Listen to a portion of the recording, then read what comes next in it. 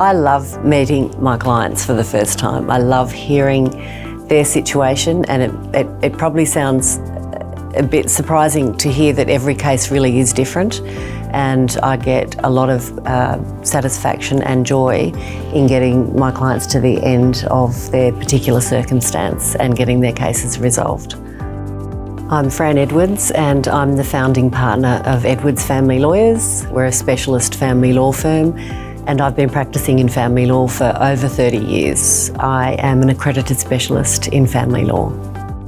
It's probably one of the worst times in your life when you're going through a divorce. So it's really important that you choose the lawyer that is right for you.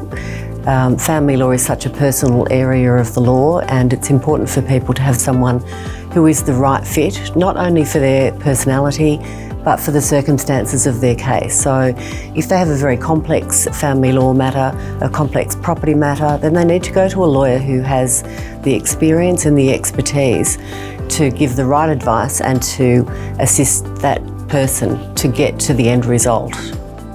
Before a client comes in to see either myself or one of my lawyers, we will always have a discussion with them over the phone beforehand so that we can find out what the issues are and what's important to that client, what they need the advice about. And that's a no obligation discussion, but it's important for the client, and it's also important for us here to make sure that we're the right firm for that client, and also to make sure that that client is seeing the right lawyer in our team, because we all have different strengths and specialties.